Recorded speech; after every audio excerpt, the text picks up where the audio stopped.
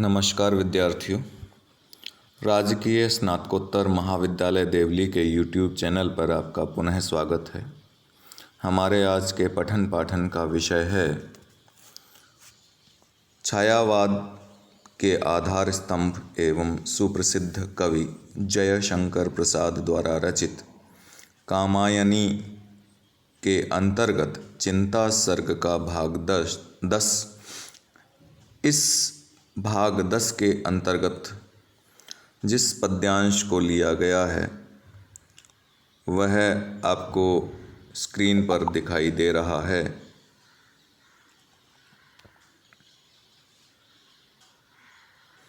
यह पद्यांश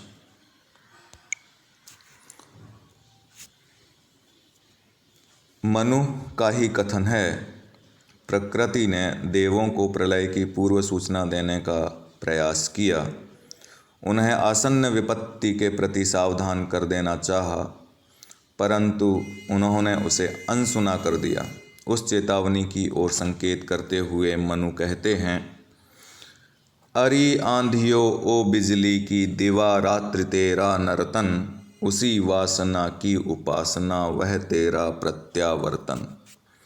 मणिदीपों के अंधकार में अरे निराशा पूर्ण भविष्य, देव दंभ के महामेघ में सब कुछ ही बन गया हविष्य।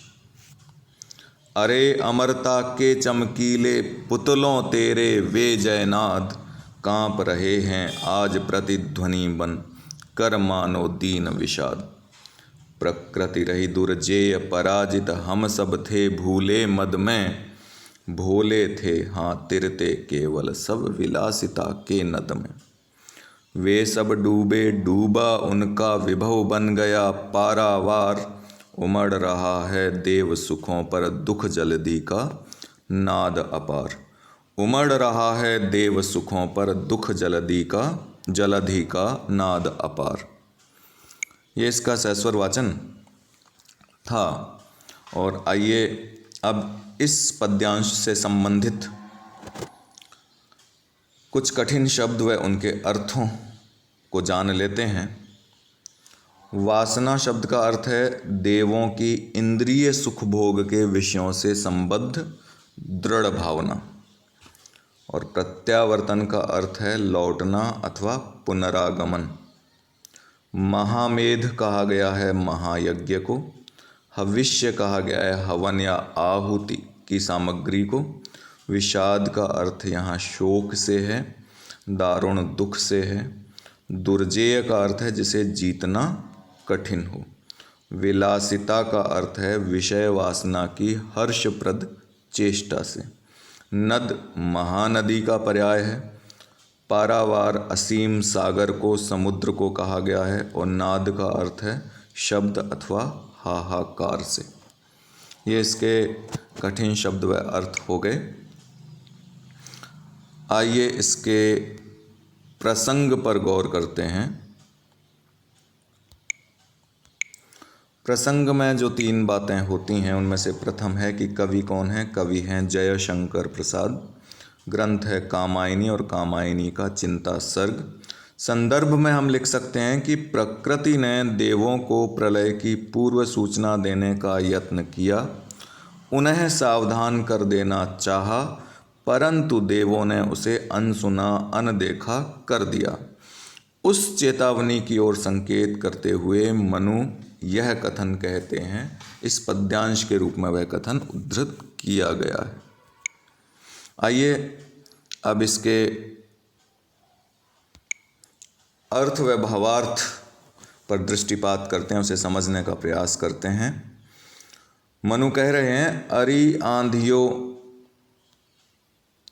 आंधियों ओ बिजली की दिवा रात्रि तेरा नर्तन, उसी वासना की उपासना वह तेरा प्रत्यावर्तन।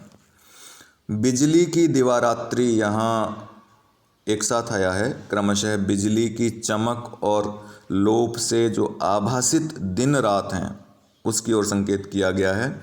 मनु कह रहे हैं कि बारंबार आंधियाँ चलती रहीं, घटाटोप मेघ घिरे रहे, रह रह कर बिजली कौंधती रही और जब वह चमकती थी तब दिन का सा प्रकाश फैल जाता था, और जब वह लुप्त हो जाती थी तब रात का सा अंधकार छा जाता था। लेकिन देवों पर इसका कोई असर नहीं पड़ा।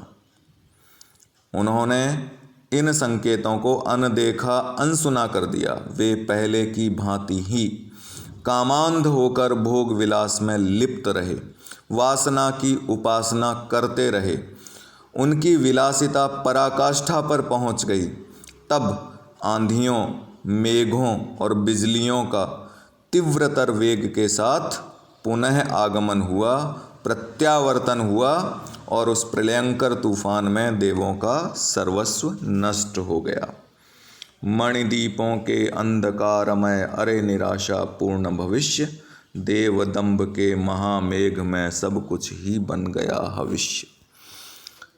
एक दिन था, वैभवशाली देवों की विलासिता और उनके दुष्परिणाम का स्मरण करते हुए मनु कह रहे हैं कि एक दिन था जब देवों के भवनों में मणियों के दीपक प्रकाश बिखेरते थे, जिन पर आंधी तूफान का कुप्रभाव नहीं पड़ सकता था।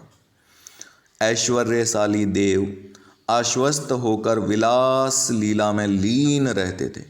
उन्हें इस बात का भान नहीं था, उन्हें इस बात का तनिक भी ध्यान नहीं था कि वर्तमान का प्रकाश सुख क्षणिक है और आने वाला भविष्य दुर्भाग्य, अंधकार एवं निराशा से भरा हुआ है। जिसे वे असंभव समझते थे वह आज घटित हो गया। उनके पाखंडपूर्ण अहंकार के परिणाम स्वरूप उनका सर्वस्व उसी प्रकार स्वाहा हो गया जिस प्रकार महायज्ञ की ज्वाला में आहुति सामग्री भस्म हो जाती है, अथवा यज्ञ में दी जाने वाली पशु बलि की भांति प्रकृति ने उनकी सामूहिक बलि चढ़ा दी। देवों को बलिदान कर दिया, देवों की सामूहिक बलि स्वीकार कर ली। अरे अमरता के चमकीले पुतलों तेरे वे जयनाद, अरे अमरता के चमकीले पुतलों तेरे वे जयनाद, कांप रहे हैं आज प्रतिध्वनि बनकर मानो दीन विषाद। ओ अपने को अमर समझने वाले, मिथ्याभिमानी और ऊपर से चमकदार किंतु तत्वतः शक्तिहीन एवं परतंत्र देवो, जब तुमने प्रकृति और असुरों को जीत लिया था तब तुम्हारी जय जयकार से आकाश गूंज उठा था, धरती कांपने लगी थी, परंतु तुम्हारा वह विजयोल्लास क्षणभंगुर था, अल्प समय के लिए था, उसका त्रासद अंत हो गया। आज ऐसा लगता है कि तुम्हारे वे गगन भेदी जयघोष दयनीय एवं शोकपूर्ण स्वरों में रूपांतरित होकर इस शून्य में कांपते हुए गूंज रहे हैं। यहाँ इस पद्यांश में देवों को अमरता के चमकीले पुतलों के रूप में संबोधित किया गया है, जयनाद का मानवीकरण किया गया है और मानव के द्वारा उत्प्रेक्षा का विन्यास करके देवों की विवशता को, दयनीयता को तथा शोचनीयता को चित्रित किया गया है। प्रकृति रही दुर्जेय पराजित, हम सब थे भूले मद में, भोले थे हाँ तिरते केवल सब विलासिता के नद में।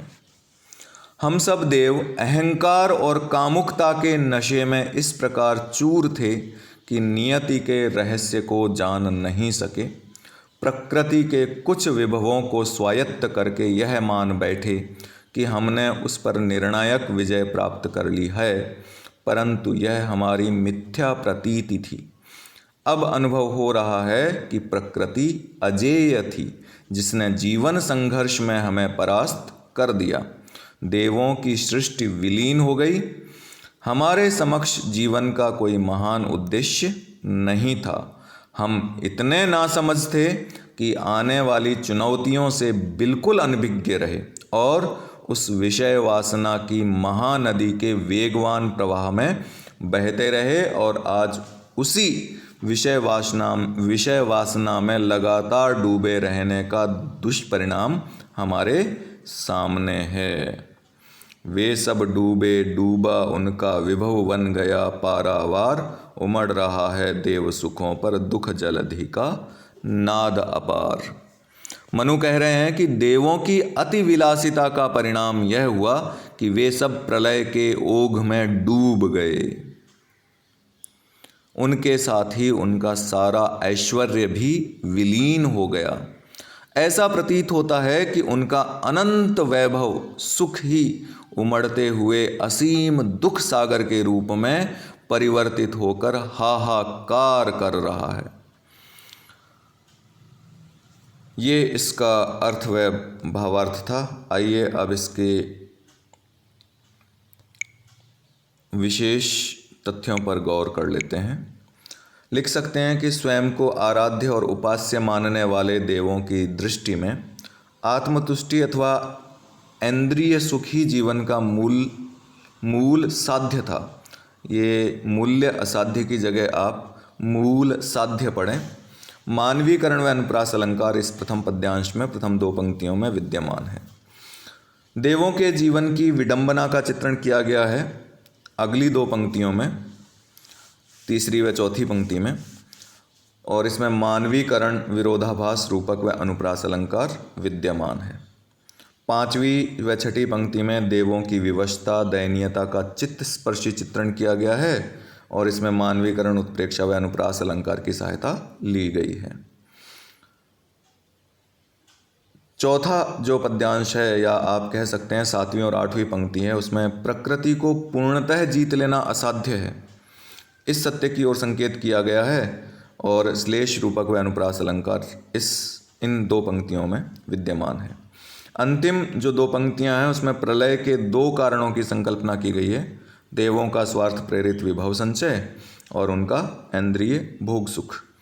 अन्यत्र कामायनी में अन्यत्र या दूसरी जगह कवि ने एक तीसरे कारण का भी निर्देश किया है, यज्ञ में की गई निर्मम पशु हिंसा।